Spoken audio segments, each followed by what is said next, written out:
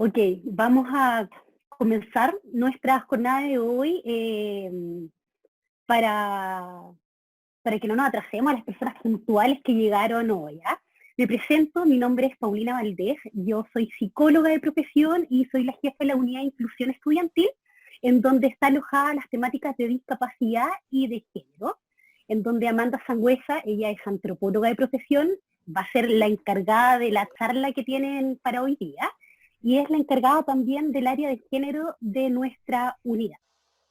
Le quiero dar la bienvenida cordial a esta primera actividad de nuestra unidad en esta Academia de Verano de la Universidad Católica de la Santísima Concepción. Hoy es una jornada bastante interesante, un conversatorio participativo y activo, espero, de parte de ustedes, en donde vamos a conversar acerca de la inclusión de estudiantes en temáticas de género desde una mirada institucional, pero también desde una conversación y un análisis desde las brechas, algunas recomendaciones y, por supuesto, el protocolo interno que tenemos dentro de la unidad de inclusión estudiantil. Espero que lo disfruten, espero que aprendan, espero que todas las ideas y conversaciones y opiniones las puedan dejar plasmadas en el chat o al final de la actividad para que Amanda también pueda seguir complementando y apoyando cada una de sus ideas. Les comento que la sesión de hoy día va a estar grabada, la cual va a estar disponible posteriormente en nuestro canal de YouTube.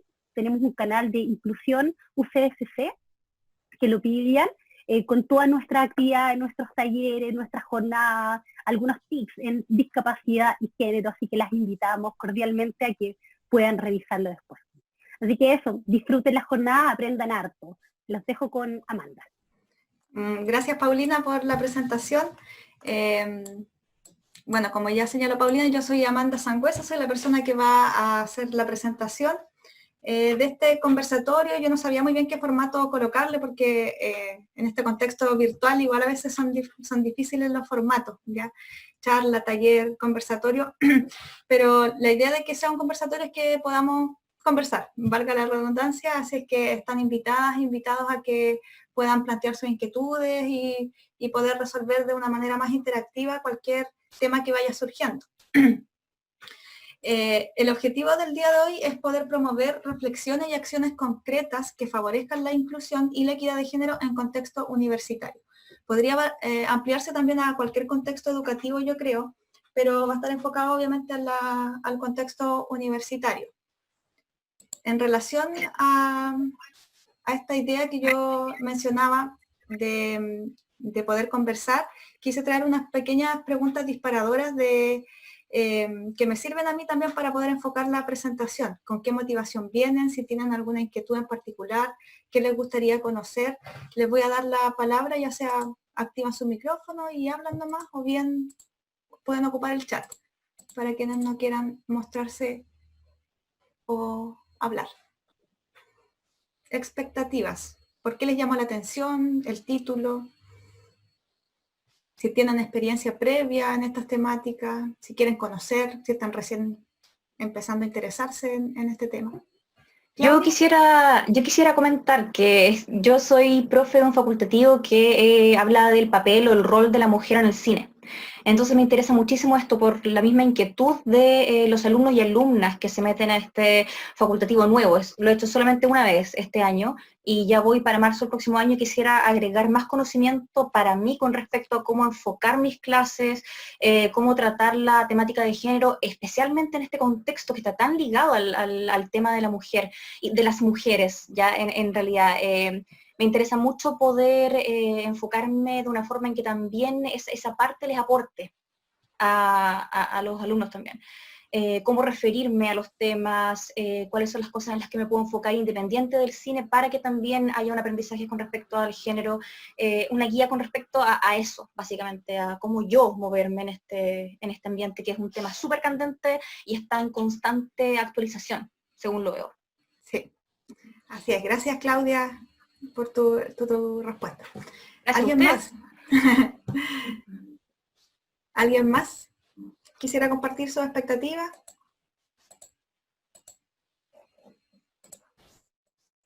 Voy a ver el chat, si es que hay alguien en el chat o no hay nadie. No, yo estoy en el chat, Amanda. Hola a todos, ¿me escuchan? Sí, hola Sí. Roxana. Hola Amanda. La expectativa que tengo yo es, yo la verdad es que he tenido muchos alumnos, tenemos varios alumnos transgénero en nuestra carrera, Ujú. lo que me alegra en el sentido de que este semestre, por ejemplo, por primera vez he tenido alumnos que han pedido ser nombrados por su nombre social. Entonces ese arrojo para decirlo, yo lo encuentro súper valiente. Entonces yo me encuentro con la realidad en mi sala, yo tengo, uso mi sentido común, pero no tengo más herramientas. Es decir, yo pongo bibliografía, bueno, en inglés, yo soy profesora de pedagogía en inglés, hay muchas mujeres, entonces pongo bibliografía ahí. Mi perspectiva a la inclusión ha sido más académica que de otra cosa, entonces me gustaría conocer algunas estrategias eh, mayores, digamos, no sé si mayores, pero de otro ámbito. Ujú. ¿Ya? Eso. Ya, gracias Roxana. Estoy tomando nota de lo que dicen para después hacer una de vuelta. Paulina, ¿tú querías decir En el algo? chat, sí, que en el chat escriben que se inscribieron porque les llamó la atención el título. Ujú. Esa fue otra. Ujú. También puede ser. Yo igual me inscribí a una actividad solo por el título. No había el programa, nada, uno que se llama Uso de la Voz, y no me acuerdo qué más. Dije, yo quiero aprender de eso. Ya.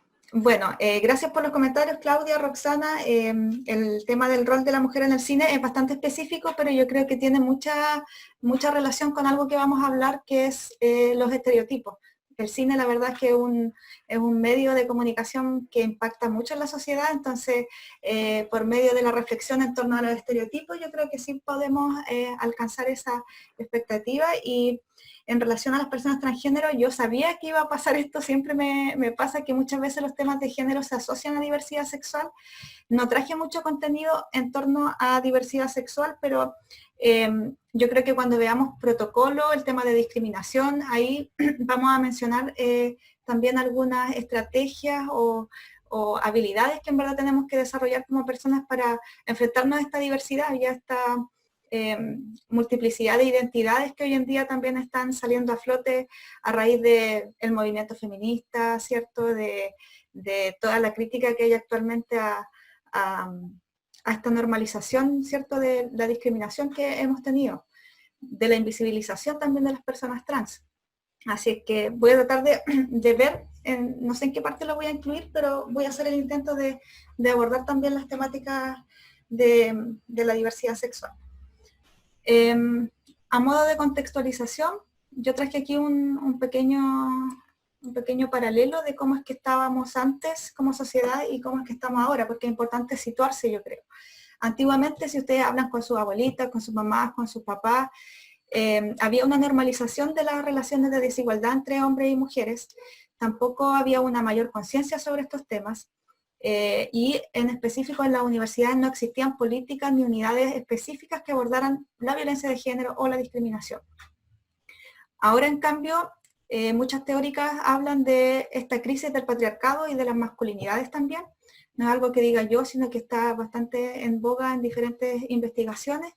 Los temas de género sí están de moda, dicen algunos, y también la mayoría de las universidades se está haciendo cargo de estas demandas que planteó, obviamente también hay que mencionar aquí al movimiento feminista del año 2018. Según una sistematización que hicieron las universidades del Consejo de Rectores, todas las universidades tenemos afortunadamente hoy en día protocolos para atender situaciones de acoso sexual, violencia de género y discriminación. La mayoría también tiene direcciones de género, unidades, oficinas encargadas, han tratado de incluir recursos humanos en el abordaje de estas temáticas. Obviamente pasa por un tema de financiamiento y todo, pero la mayoría tiene estas unidades, como digo, que en el caso de la universidad está insertada dentro de la unidad de inclusión. Por lo tanto, igual hay un compromiso institucional en estas materias. Ahora, ¿qué entendemos por género? Ya cuando yo hice un magíster de género en el 2011, me acuerdo que mucha gente me decía, oye, pero eso se estudia. ¿Ya? Y hoy en día siento que hay pasa todo lo contrario, la gente más o menos entiende de qué se trata el concepto de género. De todos modos quise traer una definición a modo de introducción. Y no sé si darle tanto énfasis a esto en verdad, porque siento que como que ya se entiende qué es lo que es el género, pero igual traje la definición. El género se refiere a los roles, comportamientos, actividades y atributos que una sociedad determinada en una época determinada considera apropiados para hombres y mujeres. Estos atributos, oportunidades y relaciones son construidos socialmente y aprendidos a través del proceso de socialización. Son específicas al contexto, época y son cambiantes. Una definición bien institucional de ONU Mujeres. De todos modos, este concepto siempre está sujeto a revisiones y a discusiones. Hoy en día, por ejemplo, están teniendo mucho reconocimiento los estudios de interseccionalidad, que también yo me posiciono, creo, desde ahí, que estos estudios lo que hacen es decir que el género nunca está separado de otras categorías sociales, como puede ser la clase social, la etnia, la nacionalidad, la situación de discapacidad. Siempre el concepto de género se tiene que entender articulado a otras aristas sociales. Pero podemos también quedarnos con esto. Se refiere a todo lo sociocultural, lo histórico, lo adquirido. En contraposición al concepto de sexo, que sería todo lo biológico. O sea, nacemos con un sexo determinado, que puede ser hombre o mujer, también puede ser intersexual. Como personas nacemos con un cuerpo, con una biología determinada, ¿ya? Ese sexo puede ser hombre, mujer, y también hay algunos casos muy minoritarios, por así decirlo, de personas que nacen biológicamente con dos sexos, ¿ya? Esas son las personas intersexuales. Ahora, sobre esta diferenciación que tiende a ser binaria, o sea, hombre-mujer, la sociedad ha determinado algunos roles, atributos para ese hombre y esa mujer, ¿ya? Sería lo femenino, lo masculino. Todo lo que se aprende en nuestro proceso de socialización, como bien dice la definición, ¿ya? Entonces, hay diferencias sexuales, que serían, por ejemplo, nuestros genitales, las hormonas, el desarrollo de caracteres sexuales secundarios, como la barba en los varones. Esas son diferencias sexuales. Y las diferencias de género sería todo lo social, el hecho de que las mujeres, por ejemplo, nos maquillamos, ya más que los varones. Esto está cambiando. Por eso es que aquí dice que también es cambiante, ¿ya? Son específicas al contexto, época, y son cambiantes. El hecho de que las mujeres asumamos ciertos tipos de trabajo y los varones otros tipos de trabajo, eso también ha sido un rol que la sociedad ha impuesto sobre esta diferencia sexual. Ahora bien, el concepto de inclusión se refiere a... Bueno, aquí yo quise traer el concepto de inclusión a propósito del título del conversatorio, pero creo que también es una relación bonita conceptualmente, porque nos ayuda también a enmarcar el propósito, qué es lo que queremos lograr. Cuando hablamos de género, cuando queremos sensibilizar, queremos capacitar en torno a estos temas, finalmente lo que queremos es construir una sociedad que sea más inclusiva. Entonces, era importante también hacer esta relación. La inclusión se entiende como un proceso sistemático y permanente de las sociedades para hacer cumplir, respetar y proteger los derechos humanos de una sociedad por medio de la garantía de condiciones de igualdad, con independencia del origen social de las personas. Y cuando hablamos de género, lo que pasa es que lamentablemente siempre vamos a hablar de exclusiones, de marginaciones, de falta de derechos, de desigualdad. Por lo tanto, es importante también hacer esta relación, ¿ya? Entre inclusión y género. Hoy día vamos a hablar de, como también dijo Paulina adelante, de brechas. Traje algunos datos específicos en contexto universitario, recomendaciones prácticas para abordar el tema de los estereotipos, el uso del lenguaje, la violencia de género, y finalmente voy a dar cuenta de cuál es el protocolo que tiene la universidad para abordar casos de acoso sexual, violencia de género y discriminación. Brechas e inequidades. Podríamos categorizar en estos tres títulos las principales brechas e inequidades que también visibilizó bastante el movimiento feminista, ¿cierto? Que son, por un lado, la educación sexista. Hubo una consigna muy grande, ¿cierto?, de pancartas por todos lados por una educación no sexista. La violencia de género y también la falta de conciliación y corresponsabilidad. Con educación sexista entendemos todo lo que tiene que ver con carreras feminizadas y masculinizadas, con los contenidos y actitudes, como decía una de las personas al principio, como es que en el currículum hay tan pocas mujeres, en la bibliografía, ¿cierto? Hay muchos sesgos que son muy androcéntricos. Y también tenemos la violencia de género, que podríamos decir que la violencia de género se inserta dentro de esta educación sexista, ¿cierto? Pero la violencia de género también es simbólica, es estructural y es directa. La falta de conciliación y corresponsabilidad es otra de las demandas que se ha visibilizado últimamente, que se refiere a cómo es que, sobre todo las estudiantes, muchas veces, las que son madres, o las que tienen que cuidar a sus hermanos pequeños, las que tienen que hacer el trabajo doméstico, toda esta invisibilización del trabajo doméstico y de cuidados provoca una inequidad, por ejemplo, en el uso del tiempo, en la recarga de trabajo. Entonces, yo no digo que para los varones sea fácil, un varón que es padre, pero en esta sociedad todavía el rol de madre está dirigido hacia las mujeres. Entonces, hay una falta de política estatal, podríamos decir, en esta materia. La conciliación se refiere a cómo es que yo puedo compatibilizar mis estudios, mi trabajo, mi vida familiar. Y la corresponsabilidad se refiere a lo que deberíamos lograr como sociedad. Que todos seamos responsables, que todos y todas entendamos que el cuidado de los más pequeños, perdón, debiese ser un tema de política de Estado, no solamente de la madre. ¿Ya? Y es cierto que hoy en día hay acceso a la sala cuna universal, a jardines infantiles, etcétera, pero de pronto pasa ¿qué pasa con un estudiante que tiene que ir a estudiar de pronto y no tiene con quién dejar a su hijo? ¿Ya? ¿O qué pasa si la sala cuna queda muy lejos de la universidad? Eso obviamente tiene una recarga y tiene un impacto después también en lo que tiene que ver con su desarrollo académico finalmente.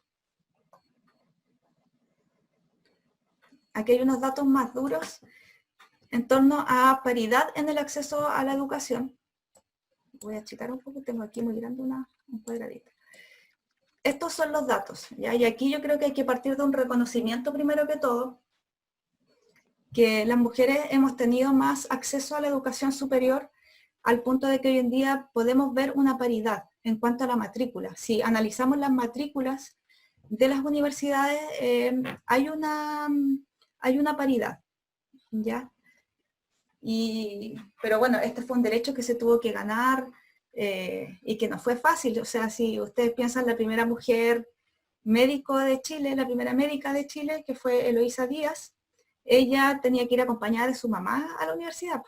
Ella tuvo que superar muchas barreras para poder ser aceptada por sus compañeros y por sus profesores. O sea, había no sé, mucho prejuicio de cómo una mujer iba a ser médica, al punto en que hoy día cualquier mujer puede decir yo voy a estudiar medicina y que estudie medicina, qué bueno, ¿cierto?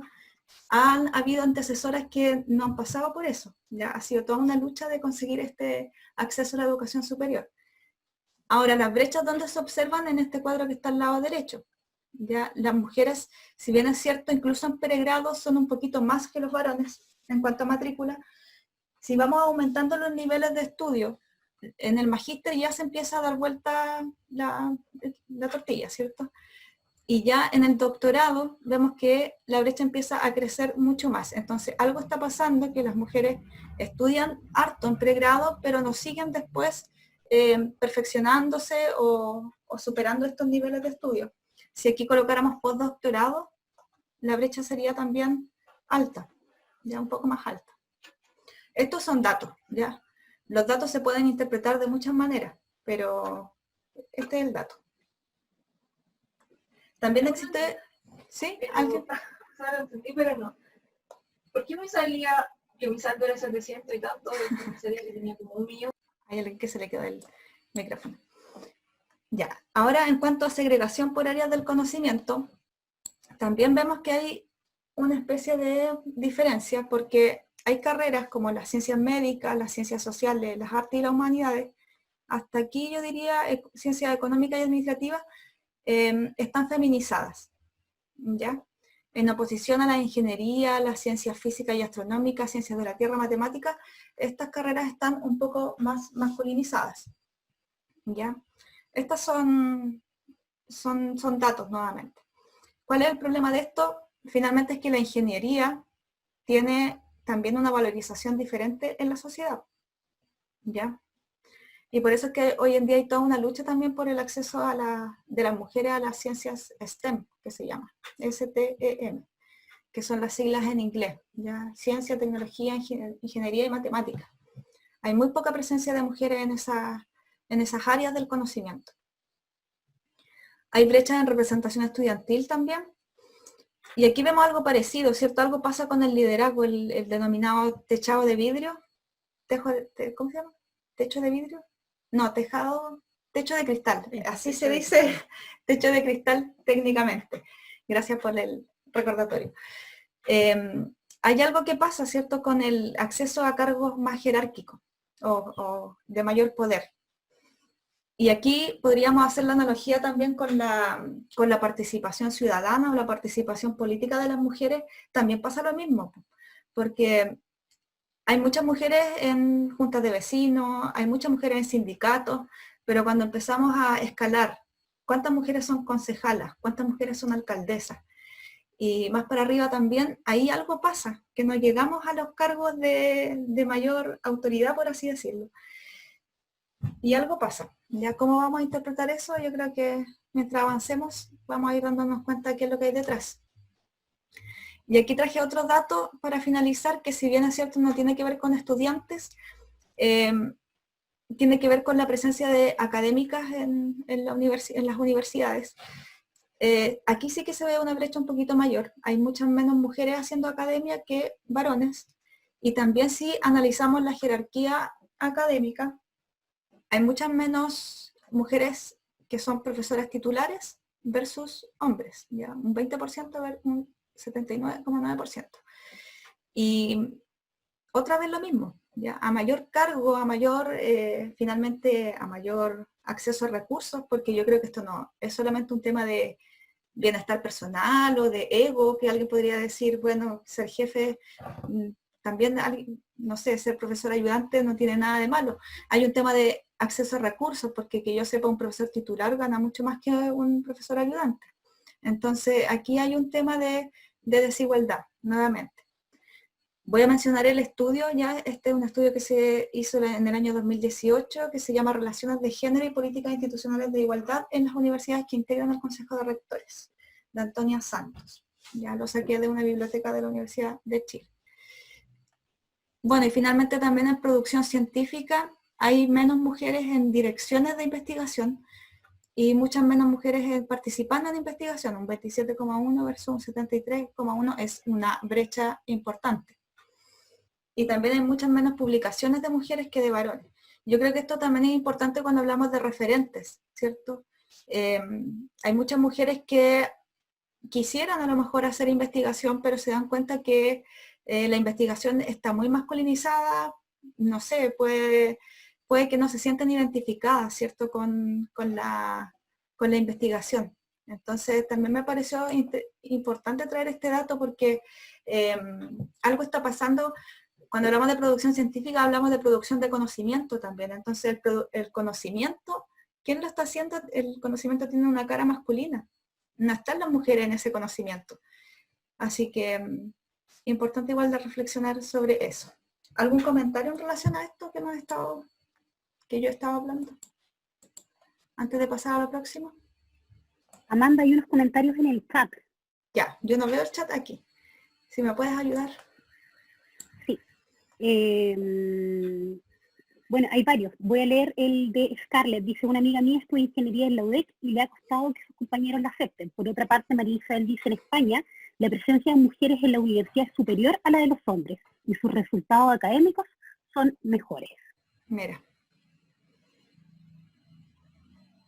Y Florence tiene una inquietud. Dice, yo tengo una inquietud.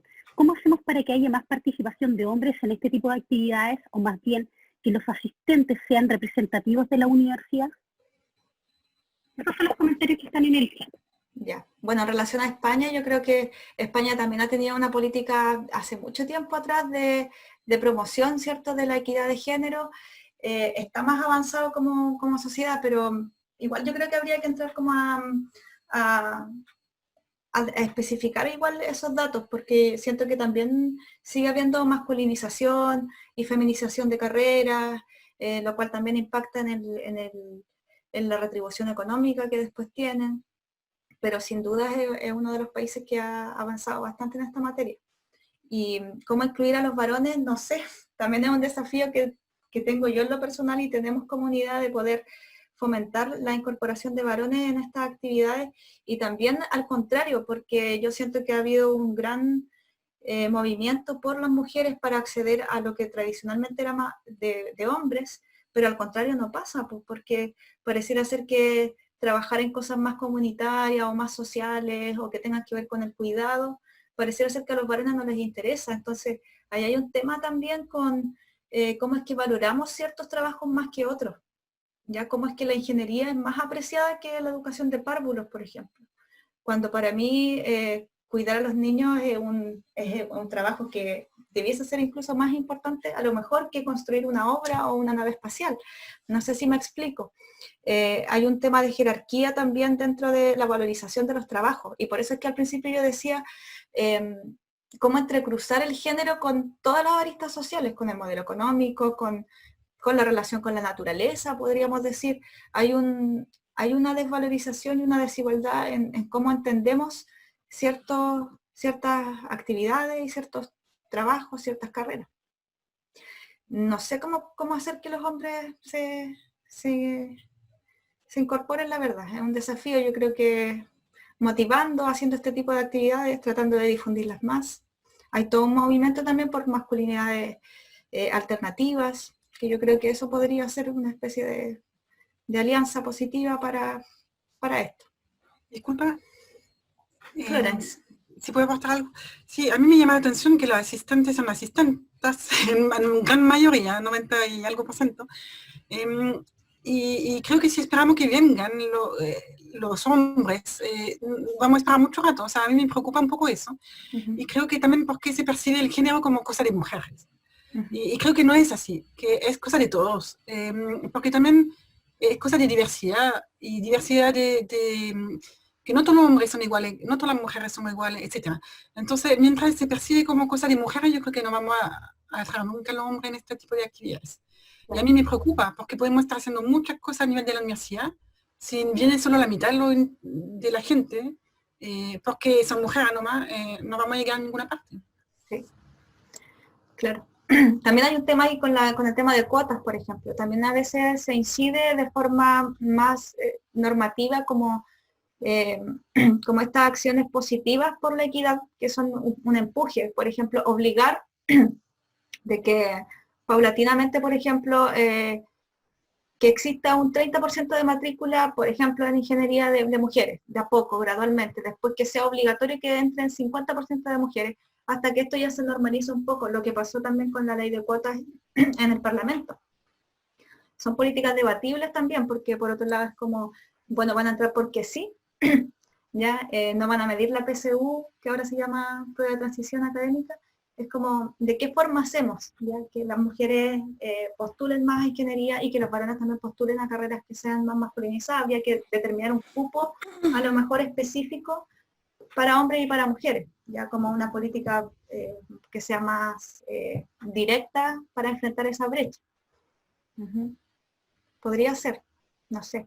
Yo con respecto a eso tengo el tema del cuoteo me toca directamente en el mundo del cine.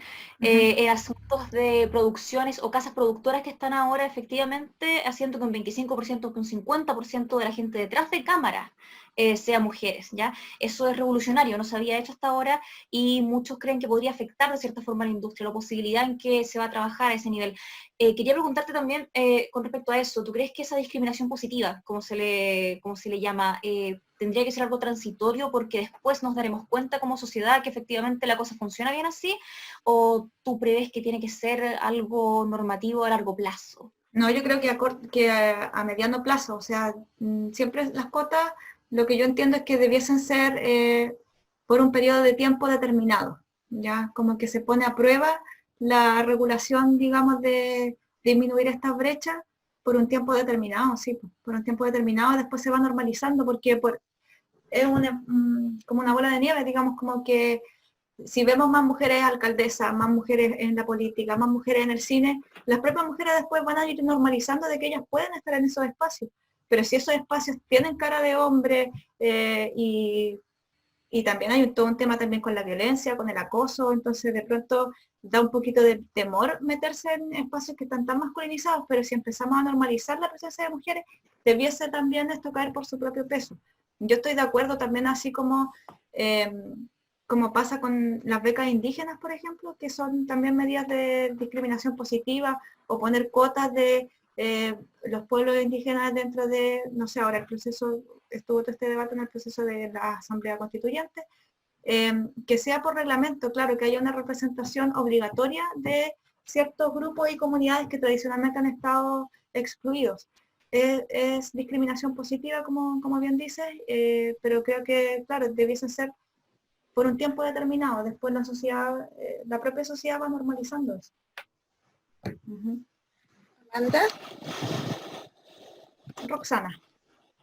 Sí, mira, en relación a ese tema yo no tengo claridad de que en términos temporales, o sea, esto de esperar de que los procesos por sí solos la sociedad lo normalice, me parece casi ingenuo.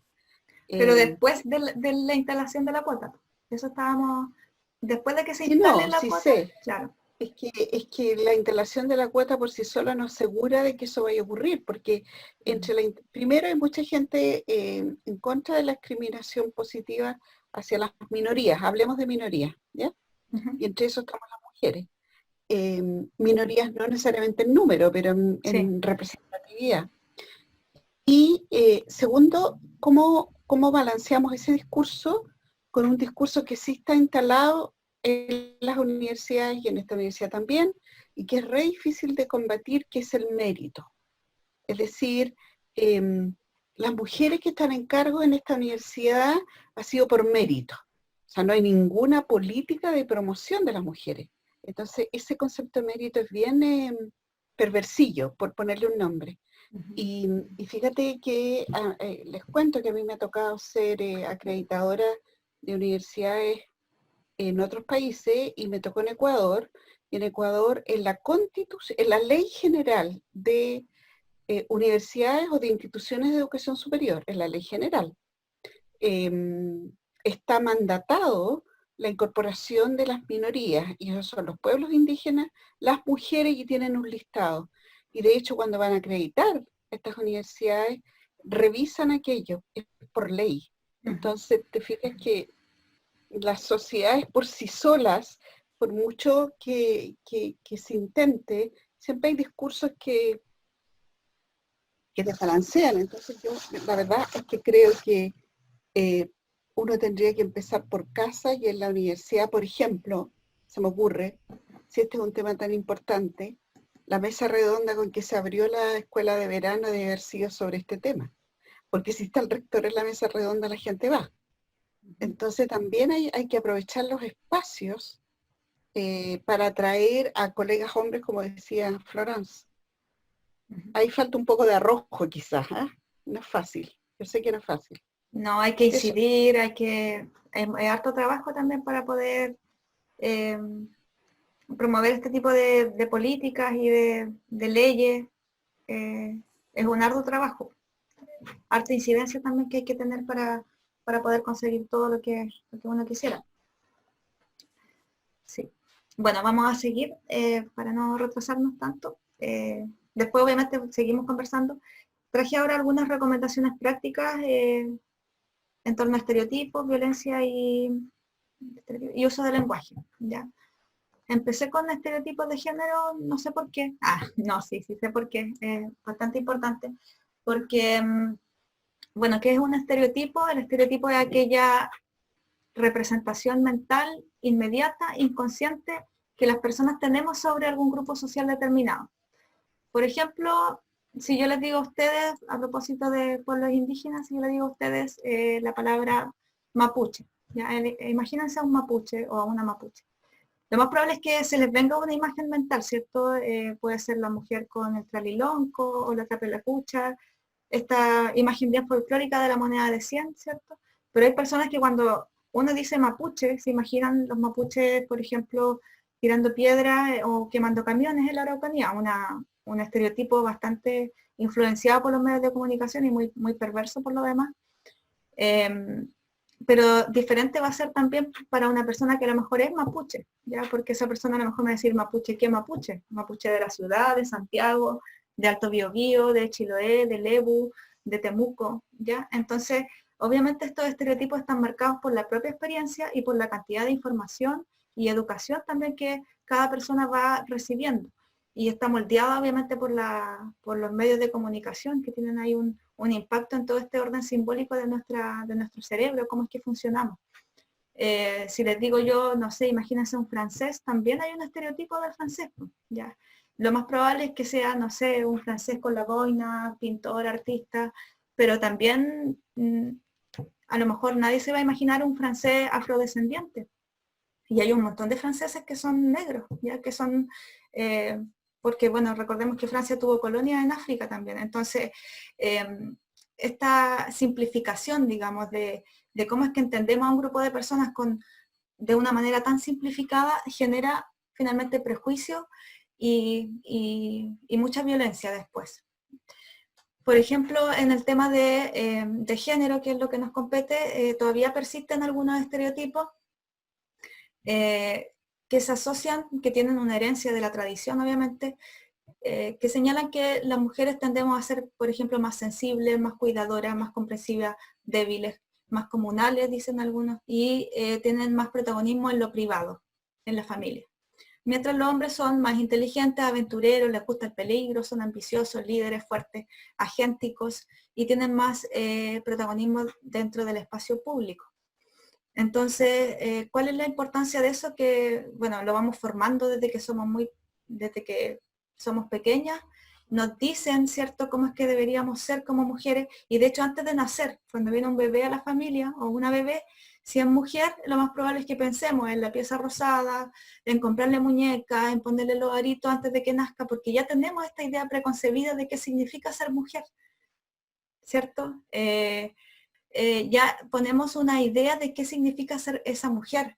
No nos vamos a imaginar a lo mejor que esa mujer que nace sexo mujer a lo mejor después va a decidir otra identidad de género. ¿Ya? No se nos viene esa idea a la cabeza cuando pensamos mujer, no pensamos en una mujer transexual muchas veces, o si pensamos en un hombre, no pensamos en un hombre transexual, pensamos en el hombre con barba, con ciertas cualidades físicas. Entonces, es importante empezar a derribar estos estereotipos. Yo traje aquí un estudio, según una encuesta que se hizo del año pasado, un 64% de las personas de diferentes regiones reportaban apoyar al movimiento feminista, pero aún así mostraban altos niveles de sexismo. O sea, les preguntaban, ¿usted apoya el movimiento feminista? Sí, sí lo apoyo. Y después le hacían un test. O sea, ¿ustedes consideran que los hombres son más fuertes?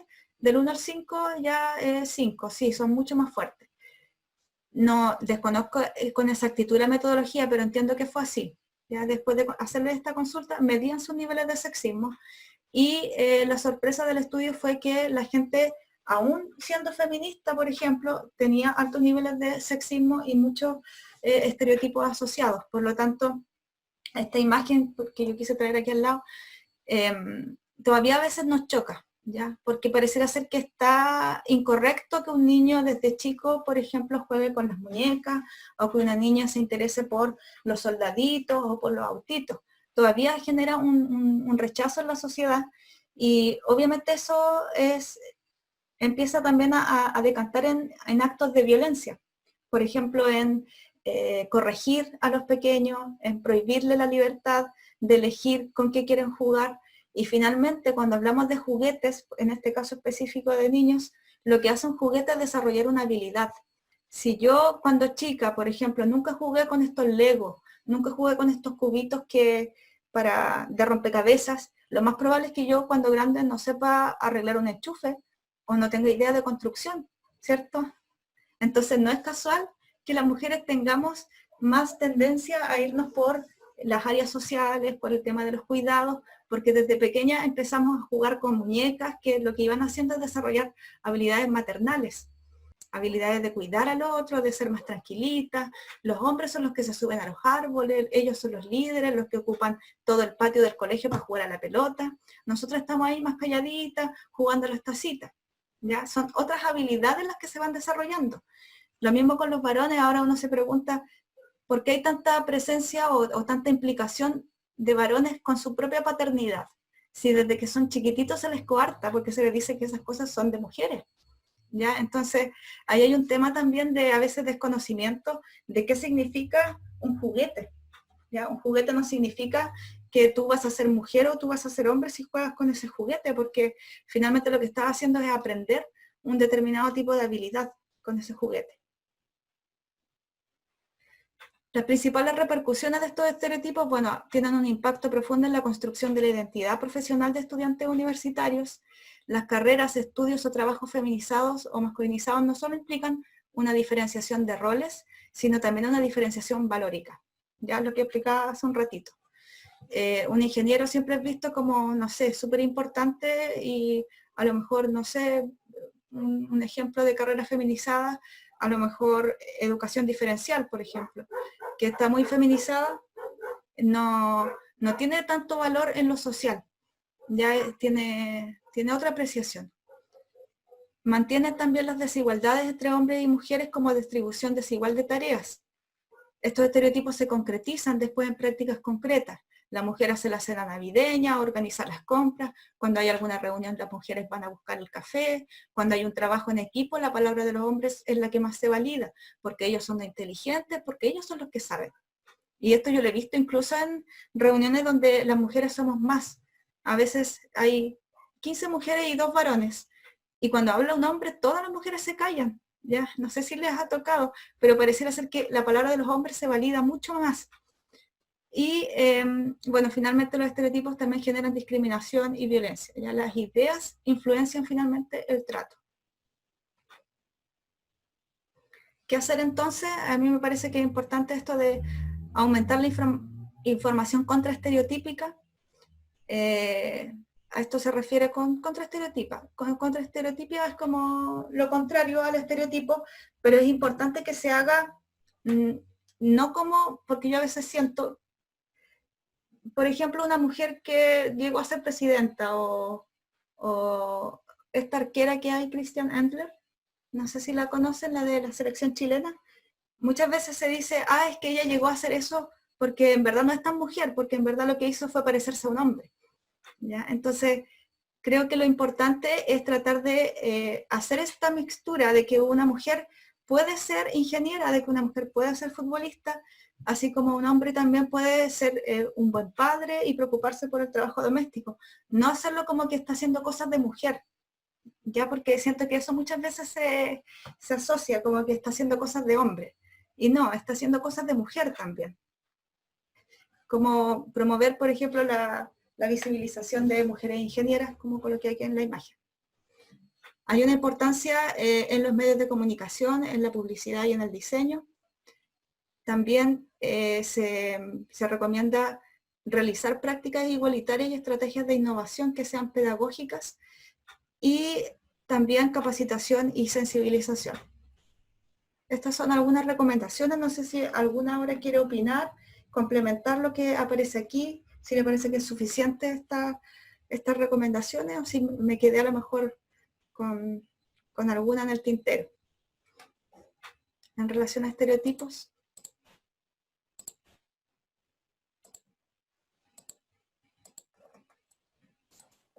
Amanda, buenas tardes. Lorena Yerli por acá. La verdad que más que opinar de este tema, cierto que dice que hacer entonces con lo que estás mencionando, primero hacer como una especie de reflexión que quería opinar delante y no tuve la oportunidad. ¿Ya? La verdad que se agradece, primero que todo, una instancia como esta dentro de la Academia de Verano de la universidad, porque quizás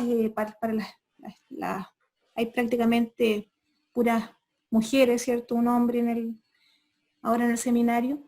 Pero esto hace 10 o 15 años atrás en la universidad era prácticamente nulo. Entonces sí se agradece esta instancia.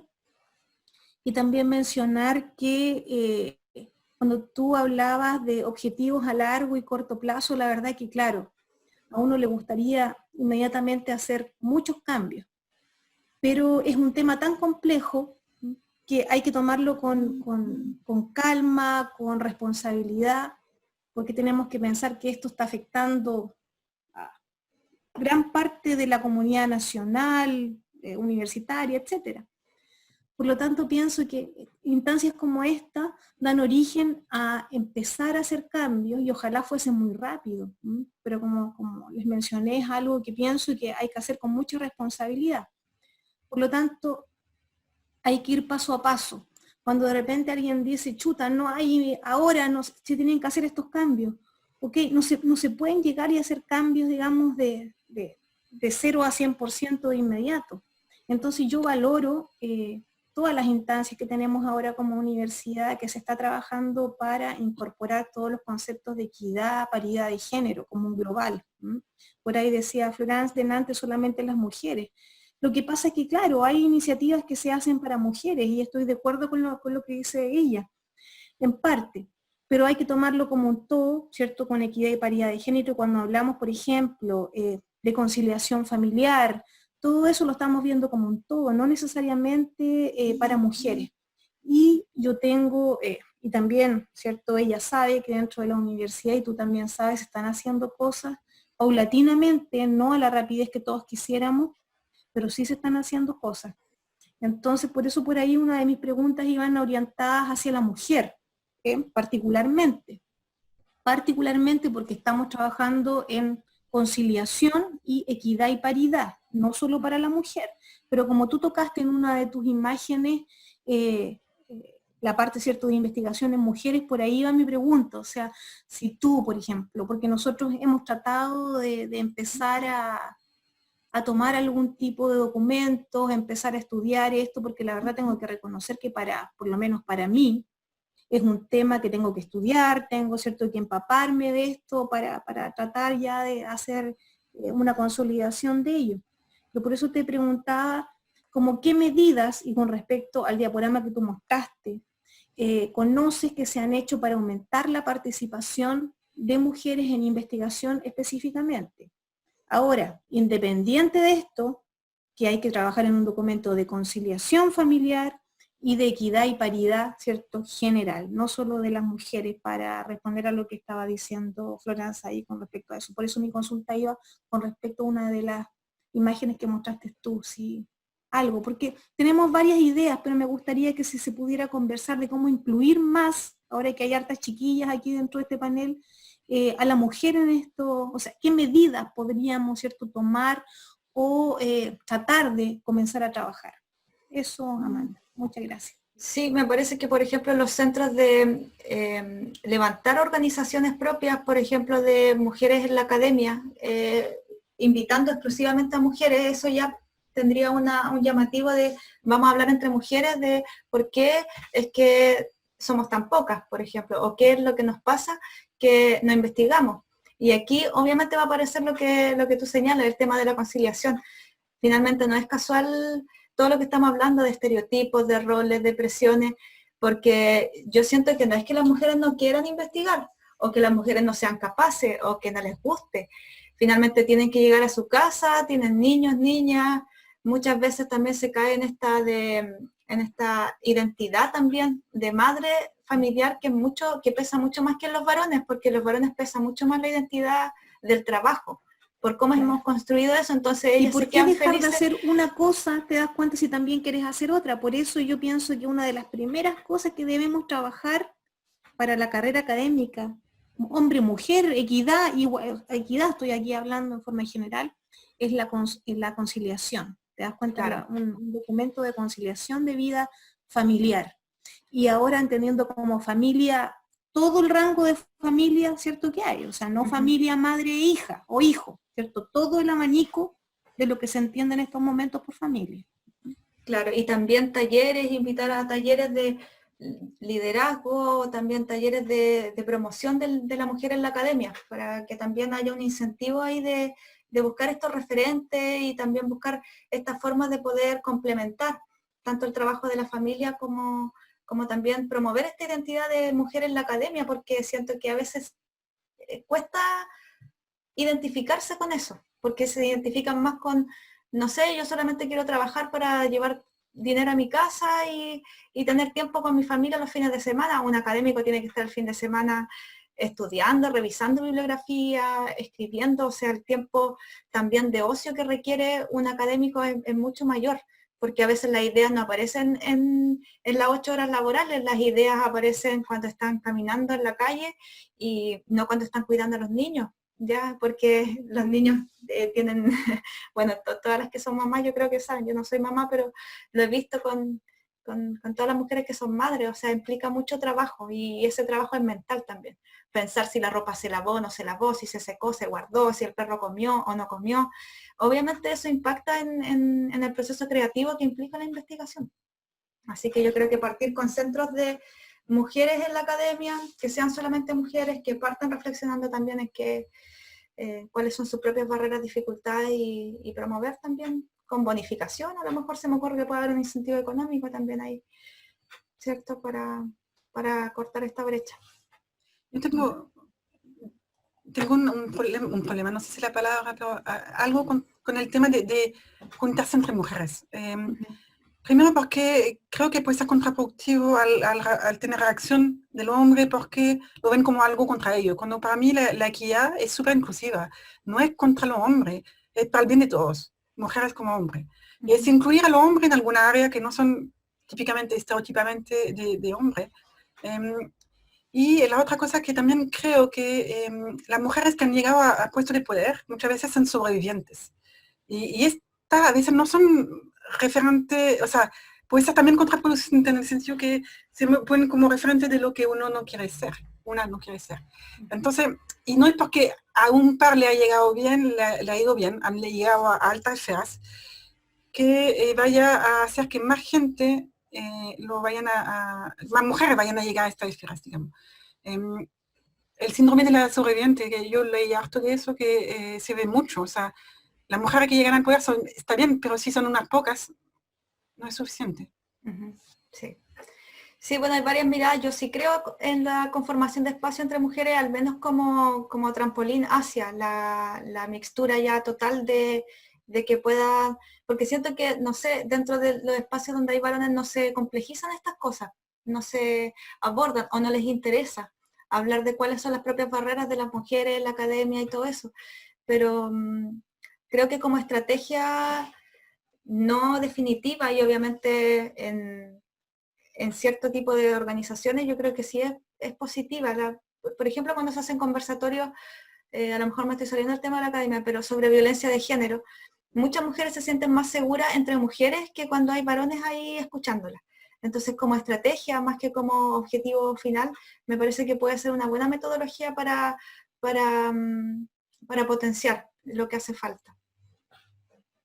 Hay comentarios en el chat, a mí me pasa que no veo el chat. Florence.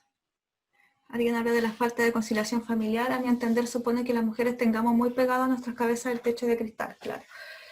El techo de cristal, ¿cierto? Pasa algo que no subimos más. Muchas gracias por la actividad, estuvo muy interesante. No he terminado todavía. Sí, alguien se tiene que retirar. Ahora lo leí después. Bueno, vamos a seguir. En cuanto a uso del lenguaje inclusivo y no sexista, queda media hora, así que voy a tratar de hacerlo rapidito. Es importante partir del reconocimiento de que nuestro lenguaje ya tiene una complicación. El español, el castellano, de partida genérico. Las palabras, el lápiz tiene un género, la mesa tiene un género, el papel es el papel. Entonces ya parte de una complicación. Pero además de eso, tenemos el uso del lenguaje, cómo es que lo utilizamos. Y aquí sí que no tiene la culpa el lenguaje, sino que tiene la culpa la cultura en la que vivimos. Y aquí está el tema del lenguaje sexista. Inclusivo se llama, yo hago la diferenciación entre el lenguaje inclusivo y no sexista, porque inclusivo sería incluir a lo femenino y no sexista sería no realizar bromas ni comentarios que sean que impliquen una denostación hacia lo femenino. Por ejemplo, la típica frase sexista, no seas niña, cuando un niño está llorando le dicen no seas niñita, como si lo femenino fuera lo peor de lo peor. Ese es el insulto, de hecho. No seas niñita, no llores.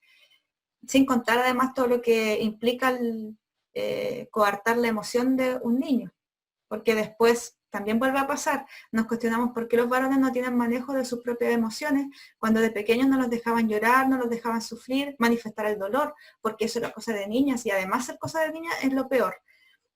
Entonces, también tiene que ver con la formación de nuestras identidades. Se recomienda entonces decir, aquí hay muchos manuales, por lo tanto no me voy a centrar mucho en esto, hay varios manuales de uso del lenguaje inclusivo y no sexista, pero no siempre se refiere a decir bienvenidos y bienvenidas, todos y todas, los trabajadores y trabajadoras, sino que también se pueden utilizar pronombres neutrales. Se recomienda decir, por ejemplo, en lugar de que los trabajadores duerman 7 horas, se recomienda que las personas trabajadoras duerman 7 horas. Ocupar palabras que sean más neutrales o que incluyan un grupo social, como el voluntariado que aparece aquí en el segundo ejemplo. Y en vez de decir bienvenidos, podemos decir les damos la bienvenida. ¿A quién? A un ustedes, y ese ustedes es, no tiene género, no es hombre ni mujer. Importante esta frase que yo la leí en alguna de estas cosas que hacían las feministas alguna vez. Decía muy grande ahí, lo que no se nombra carece de importancia. Y es importante reflexionar sobre esto cuando hablamos de visibilidad, de nuestra presencia como mujeres en la historia y en la sociedad en general.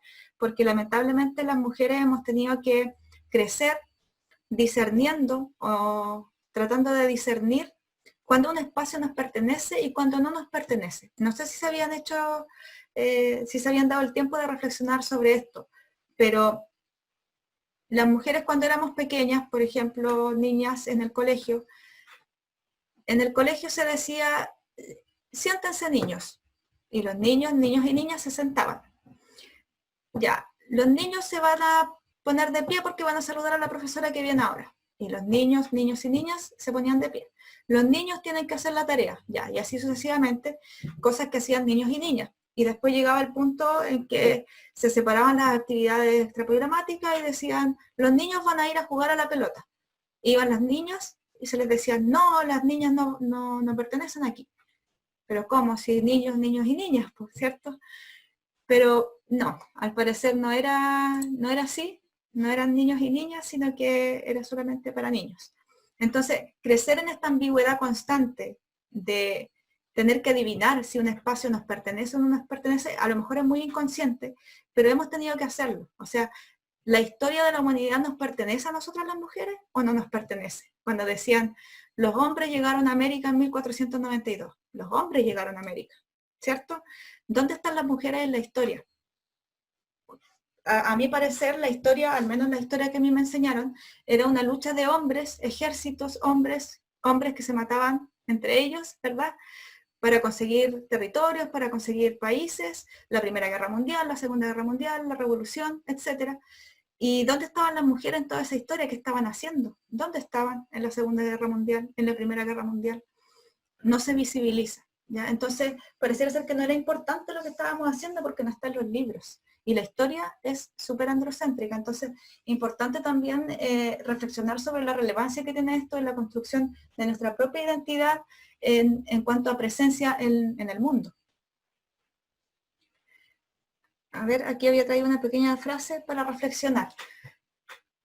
Por ejemplo, puede pasar en alguna clase de historia, los que estudian historia o algo así, se puede decir los pueblos nómadas se trasladaban con sus enseres, mujeres y niños de un lugar a otro.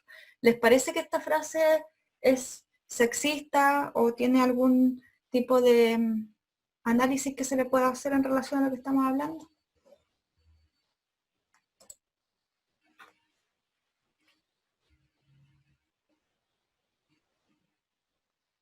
Sí, es parte del equipaje. Es parte del equipaje la mujer, ¿cierto? Ya. Es un enser. Es un enser, ¿cierto? Que se traslada, que alguien traslada. Claro. Los pueblos nómadas se trasladaban con sus enseres, mujeres y niños de un lugar a otro. De partida denota un androcentrismo, ¿cierto? Eso significa otorgar al varón un punto central en el mundo. porque las mujeres parece que no son parte del pueblo nómada, ¿cierto? Los pueblos nómadas son solamente varones, y además también el posesivo, como bien decían aquí, ¿cierto? Sus enseres, sus mujeres y sus niños, ¿ya? De un lugar a otro. Entonces, ¿cómo podría quedar mejor esta frase? ¿Alguien iba a decir algo por ahí? Amanda, Uh-huh. Silda, que te quería leer un comentario del chat. Uh-huh. Dice, de Florence, del uso del lenguaje creo que hay un trabajo reflexivo pendiente a nivel de la normativa de la universidad, no en cuanto al lenguaje no sexista, sino que en cuanto al lenguaje inclusivo. Piensa en la se considera como algo que complica la escritura y la lectura, lo comparto en parte. Las otras formas inclusivas deberían ser más fomentadas. Necesitamos más educación al respecto, creo.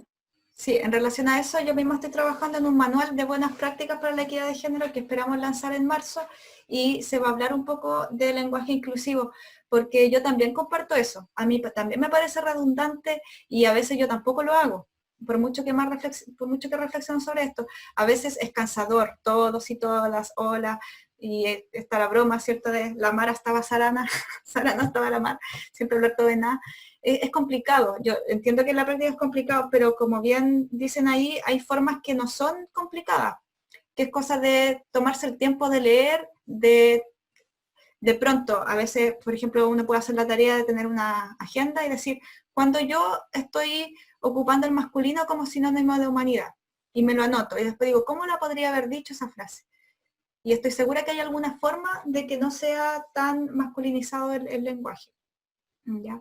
Pero hay formas, hay pronombres neutrales y hay muchas maneras de aplicar este lenguaje inclusivo. Bueno, siguiendo con este ejemplo, estoy un poco atrasada en la hora, pero bueno, sigamos. Podría quedar mejor así. Y a mí justamente me gustó este ejemplo porque a veces se dice que el lenguaje inclusivo no sexista es redundante, y a veces es todo lo contrario. A veces simplificando una frase dejamos de ser sexistas y no es necesario redundar. Quedaría mucho mejor si solamente decimos los pueblos nómadas se trasladaban con sus enseres de un lugar a otro.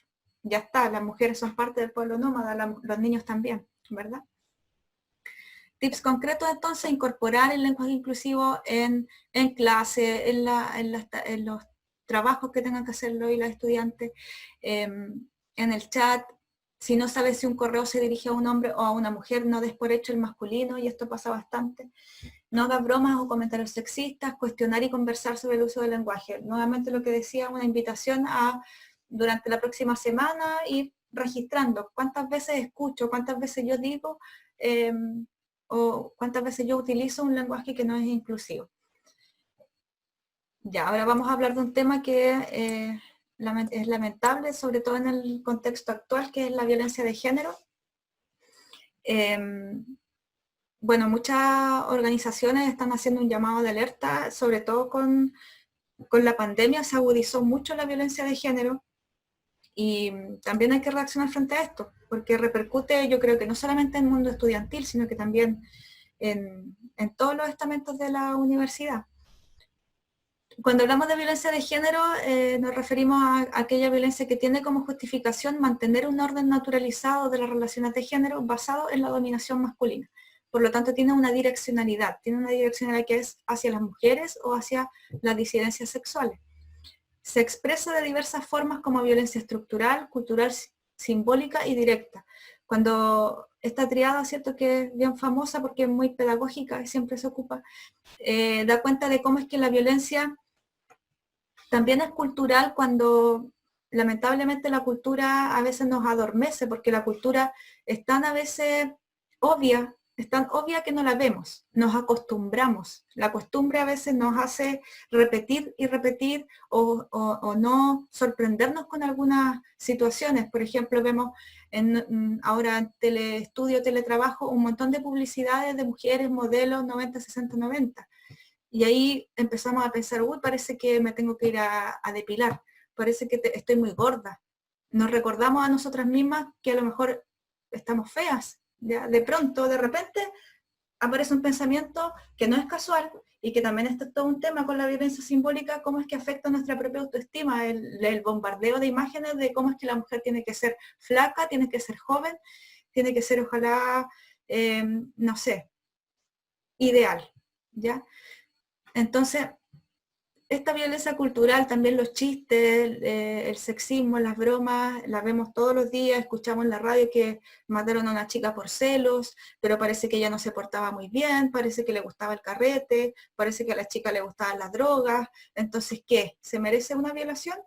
¿Se lo merecía? ¿Cierto? Toda esta violencia cultural y la violencia estructural, que se refiere también a todos los sistemas de político, económico, se expresan finalmente en lo visible, en la punta del iceberg, que es la violencia directa. La violencia directa se categoriza normalmente física, que yo creo que todos entendemos de qué se trata, psicológica, los golpes, o sea, los gritos, los celos, las manipulaciones, económica, sexual, digital o cibernética. O sea, a ella, por ejemplo, en un femicidio, a ella normalmente a las mujeres no nos matan de un día para otro, sino que hay una cultura, hay una estructura que va sustentando esa violencia directa. Lamentablemente un femicidio, que es el hecho más grave de la violencia de género, un femicidio no ocurre sorpresivamente, hay toda una estructura sustentando que ese hombre se sienta con el derecho de matar a su pareja o a su expareja.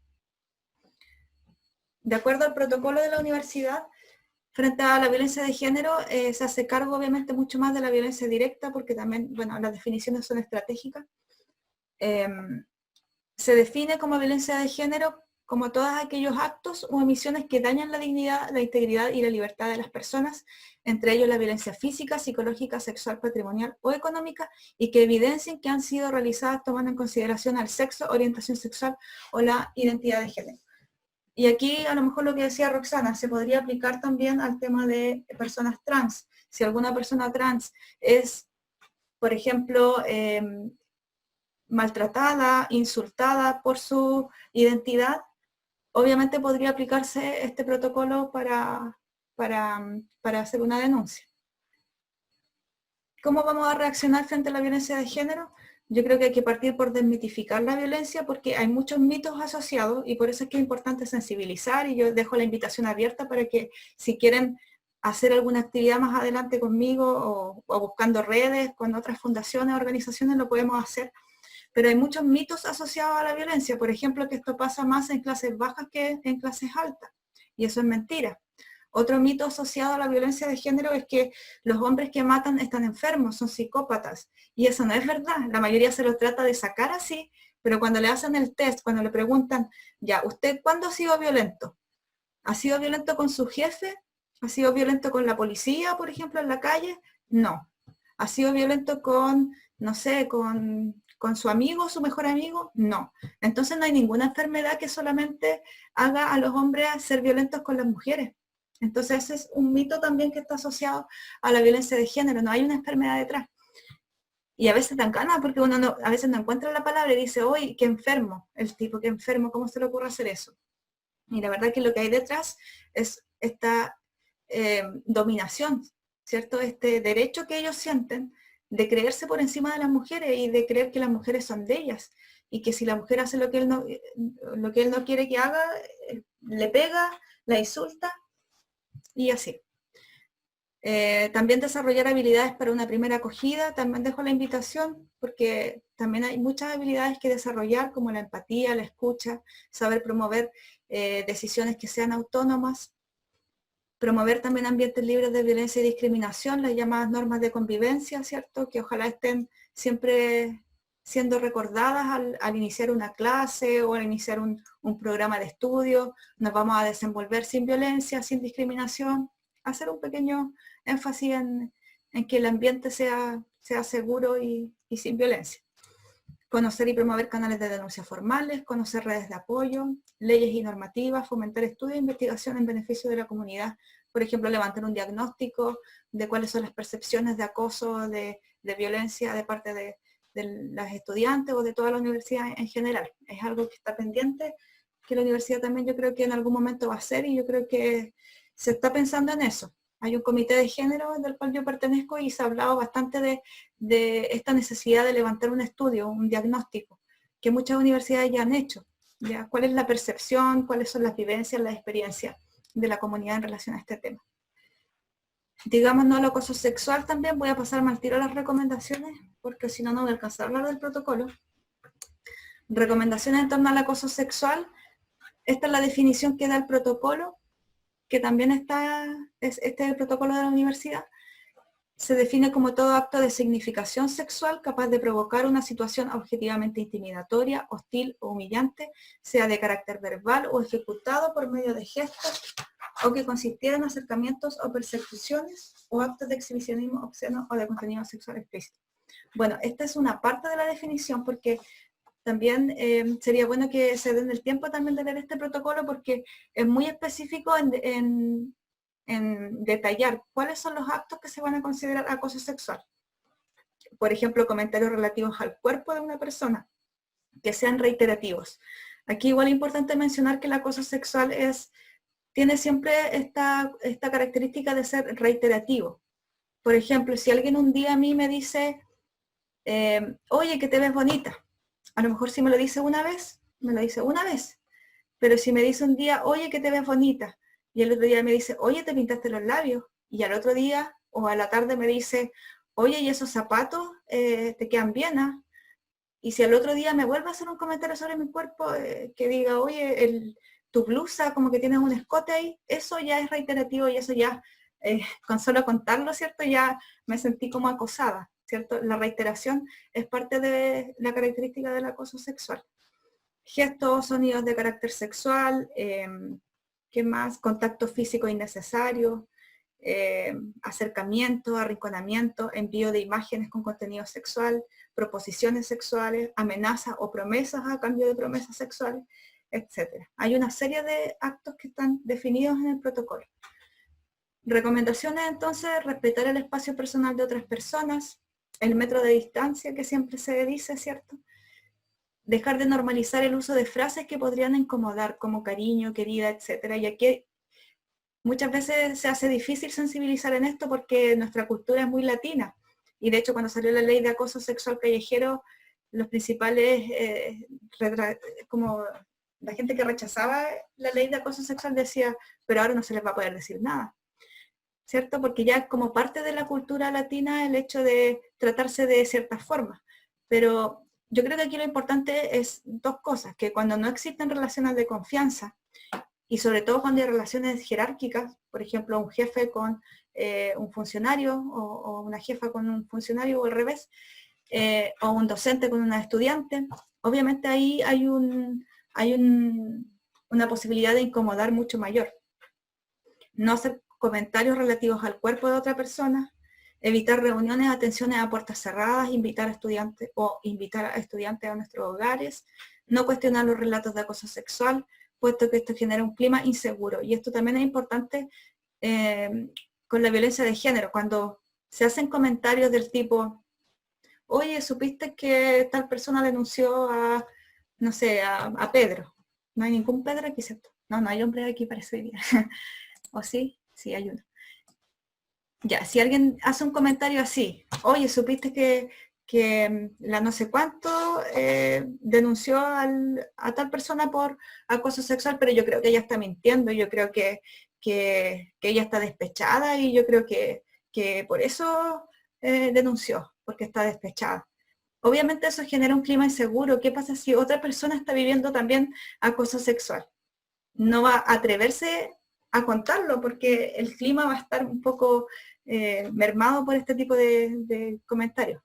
El típico cahuineo chileno, ¿cierto? Hay que tener cuidado con eso.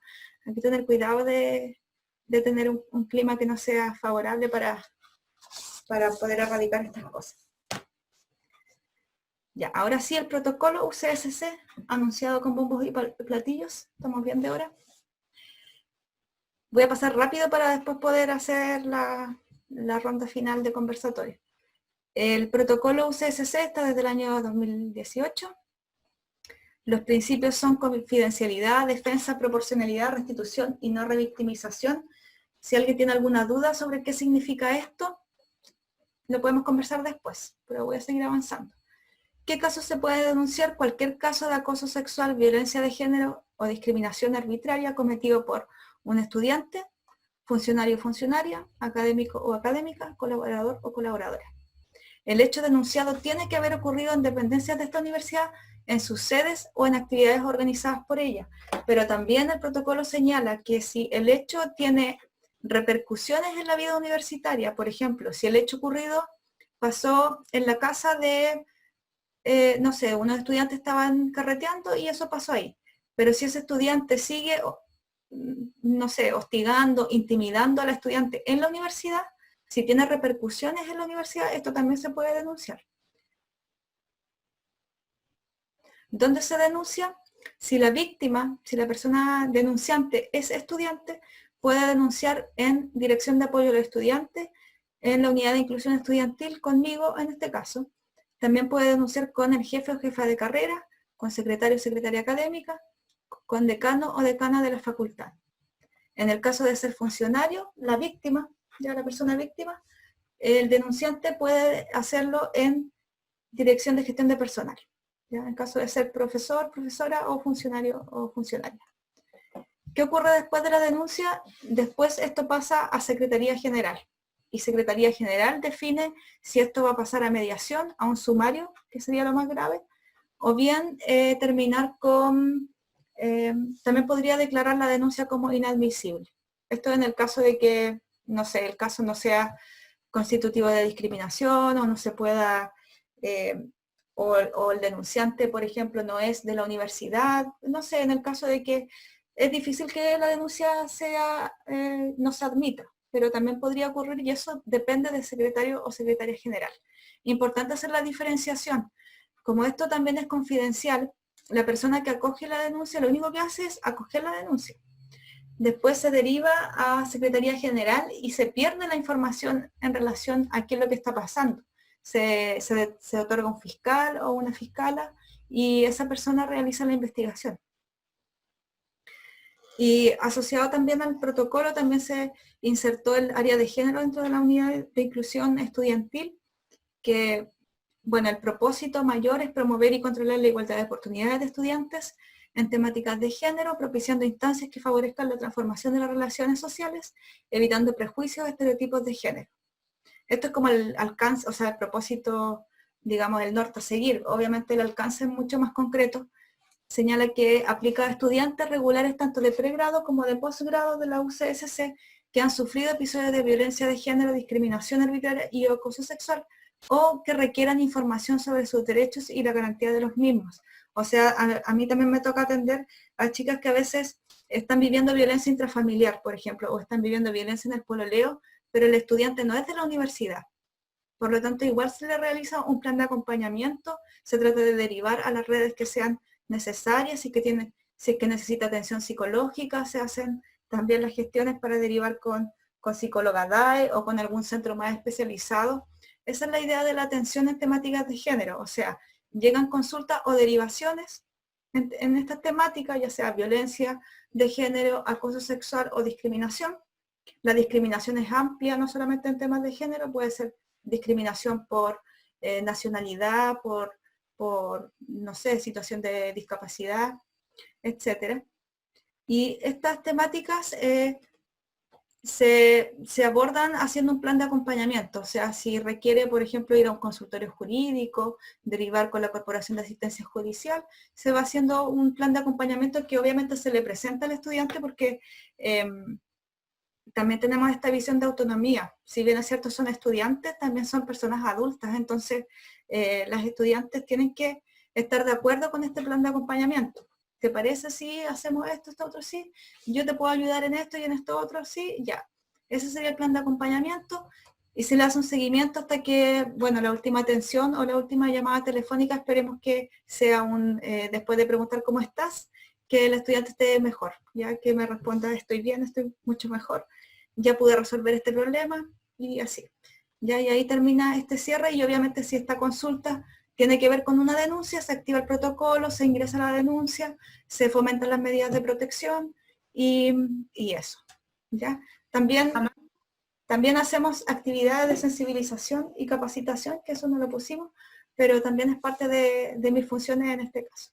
Ahora sí, muchas gracias. Voy a dar el turno ahora, no sé quién quería decir algo. Amanda, ¿Sí? Sí. se enviará por correo o estará disponible en alguna plataforma. Sí, nuestra idea es poder editar esto, sacarme a mí, no, mentira, y subirla a la página del canal de YouTube, de UIE, a ver si buscan. Silda, ¿tú sabes cómo es el canal de YouTube? UIE, la UCSC. Y también voy a dejar mi correo electrónico para quien quiera tener la PPT, me la pida y yo se la envío.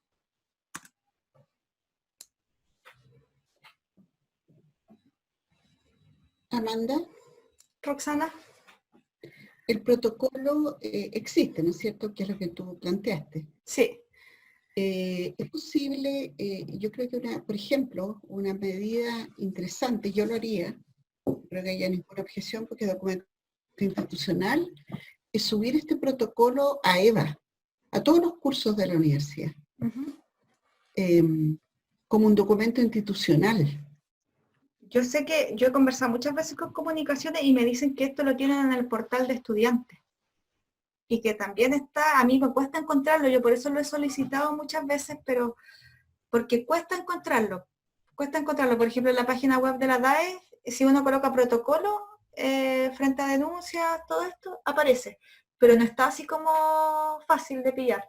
Pero es una buena idea subirlo a la plataforma EVA porque también se ocupa mucho, sobre todo los estudiantes la ocupan. Es que es a lo que los estudiantes tienen mayor acceso, entonces a lo mejor te lo solicito porque además uno sube a EVA lo que el profesor determina, digamos, la autonomía metodológica. Y es un documento institucional, o sea, no habría ninguna objeción para subirlo. Ya. Sí, Okay. sí, qué bueno. Gracias. Gracias igual, Roxana, por el interés de difundirlo, porque mucha gente no lo conoce. Y por más que se hacen jornadas y de socialización, muy poca gente lo conoce. Claro, y además que hay que educar. Sí.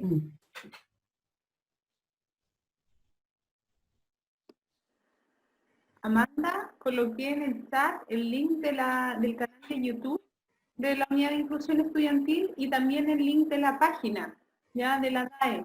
Dentro de la DAE, uno de los ámbitos es Unidad de Inclusión y ahí está el manual, como dice el protocolo como manual.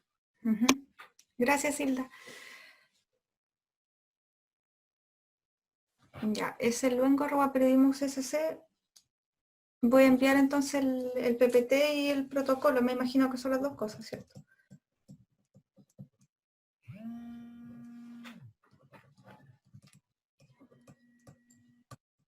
Disculpa, Amanda, ¿podrías quizás aprovechar de enviarlo por esta misma vía acá en el chat, compartir la presentación, si es posible? File, por favor. Tengo que poner aquí, ¿cierto? Ya. Sí. ¿Me dan un segundo porque me están llamando? Pero conversa si quieren. Ah, no, ya no me están llamando. Ya. Ahora...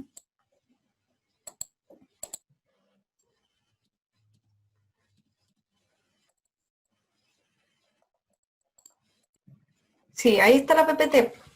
Qué bueno, es mucho más fácil así. Ahí está. Súper, muchas gracias. Bueno, algo más que quede pendiente, que quieran conversar en estos minutitos. Obviamente agradecer la participación, quienes se tengan que retirar. También esto estaba programado hasta las 4:30, pero si alguien quiere dar algunas palabras finales, también está la posibilidad. Si puedo, bueno, primero agradecer, yo creo que es una muy buena instancia y ojalá se vuelva a repetir y mucho, digamos, no solo en la academia de verano. Y también un sueño, como a la mañana estábamos en la universidad que soñamos. También yo creo que a los directivos en particular, yo creo que deberían ser obligatorios. Jefe de carrera, jefe de programa de posgrado, jefe de departamento, decanos, etc. Para empezar. Después, obviamente, yo creo que todos los académicos tenemos una responsabilidad, todos los administrativos también. Pero empezaría para que la discusión se dé más ampliamente también, porque yo creo que a todos estos talleres siempre ven la misma gente, entonces más mujeres y no todas las mujeres tampoco. Entonces, para que sea más masivo, la gente con responsabilidad yo creo que son clave, son las personas que pueden hacer el cambio dentro de las facultades. E incentiva a los que no son jefes a asistir a esos talleres, etc. Entonces, primero que todo, agradecer de verdad ojalá se siga implementando, y sé que es largo y no algo de un día para otro, etc. Hay mucha pega también para la unidad. Y yo sueño también que ese tema vaya a ser, la inclusión en general, la de género en particular, vaya a ser dentro del PDE que viene, del Plan de Desarrollo Estratégico, que vaya a ser un foco importante, y ojalá la unidad llegue a ser no solo en la DAE, sino que llegue a ser a nivel institucional, dependiendo de la rectoría, de la DG, no lo sé, pero algo que sea transversal, porque a mí me da la sensación que mucho académico, no sé si los administrativos, pero académicos lo consideran como algo de los estudiantes. Porque fue el mayo feminista, fue de los estudiantes. Entonces, de hecho, alguna gente de esta charla me dijeron, pero era para estudiantes, ¿no?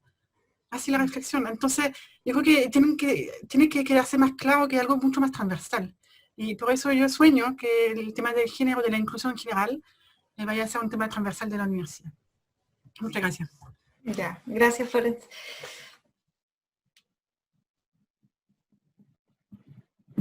Bueno, ¿alguien más? Obviamente, claro, esto no es de un día para otro. Vamos a tratar de hacer todo lo posible para replicar este tipo de actividades. Es parte de los objetivos también de la unidad, así que la idea es poder cumplir con una planificación que tenga el alcance que todos necesitamos, o sea, todos queremos también, porque es verdad que cuesta cambiar un estereotipo, cuesta mucho cambiar mentalidades, es muy difícil, yo creo que es lo más difícil, cambiar una mentalidad, una forma de pensar. Entonces, de a poquito yo creo que conversando, con insistencia, con perseverancia, se pueden conseguir cosas. Así que gracias. Bueno, lo dejamos hasta aquí. Gracias. Reitero el agradecimiento por haberse quedado hasta el final, por la participación. Cualquier cosita dejé mi correo abcortasangüesa@ucsc.cl para que me escriban si quieren coordinar actividades con estudiantes o con funcionarios, funcionarias, docentes, lo que sea, y yo estoy a disposición, ¿ya? Así que muchas gracias. Gracias también a la Academia de Verano por incorporarnos. No sé si Paulina está por ahí, parece que sí. Por aquí estoy. Muchas gracias a ustedes también por la preparación de este taller, dependiente de la Dirección de Apoyo al Estudiante y la Vicerrectoría Académica. Muchas gracias a todos, que tengan buena tarde. Que tengan Muchas buena tarde. gracias. Chao. Chao.